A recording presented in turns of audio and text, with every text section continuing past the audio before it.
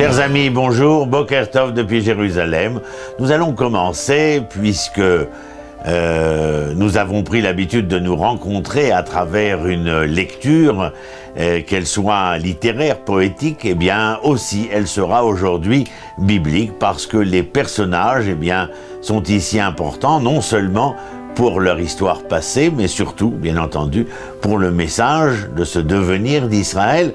Et lorsque nous aurons conscience des leçons de ce passé, de ce message en devenir, eh bien peut-être que notre présent en sera changé. Je vous propose de rencontrer un prophète éminent du texte biblique, mais ils le sont tous.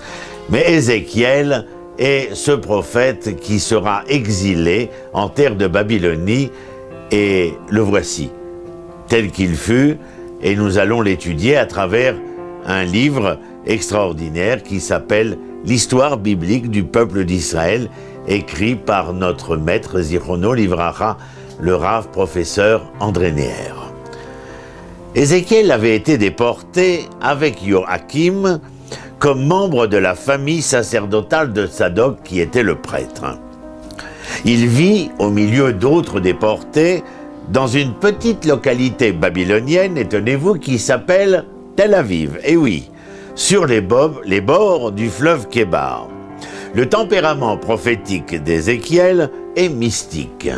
Il est l'objet de visions grandioses qui l'assaillent subitement et le bouleversent. Elle le bouleverse de fond en comble.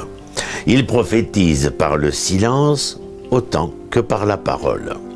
Ce silence, d'ailleurs, lui est imposé par Dieu lui-même, en même temps qu'un certain nombre de gestes symboliques et presque mimés qui vont impressionner profondément les spectateurs, c'est-à-dire les Juifs exilés.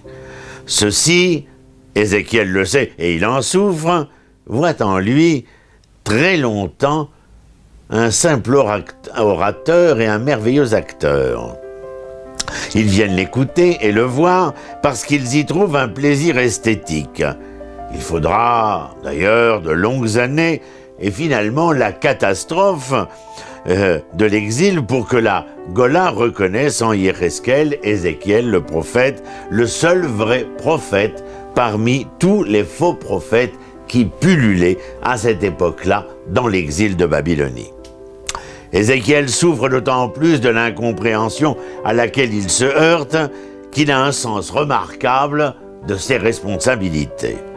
Il ne fait qu'un avec son message, sa mission et sa personnalité se confondent bien évidemment chez lui. Il veut servir d'exemple, mais pas seulement, de témoin aussi. L'image qu'il emploie pour se désigner est celle du guetteur. Pourquoi le guetteur ?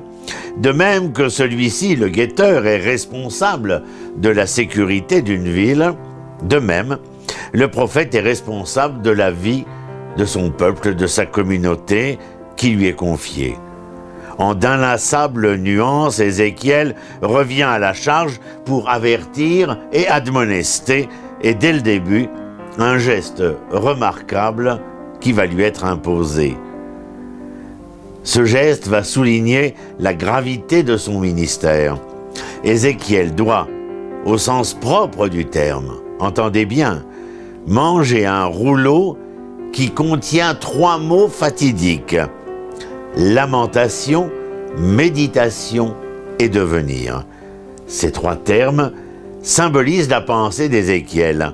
Son message sera essentiellement cette méditation sur la catastrophe inéluctable, un effort pour dépasser cette catastrophe lamentable en construisant un nouvel avenir.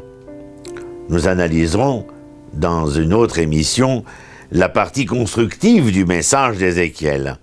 Pour l'instant, et sachez-le, entre 597 et 586, Ézéchiel apparaît à l'instar d'un autre prophète qui, lui, est en Eretz Israël et non en Babylonie. Je veux parler de Jérémie, Yirmiyahu.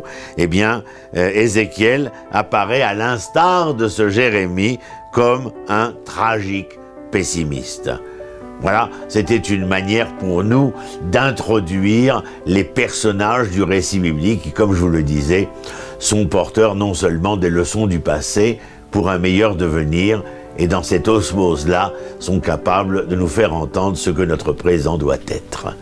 À très bientôt. Shalom depuis Jérusalem.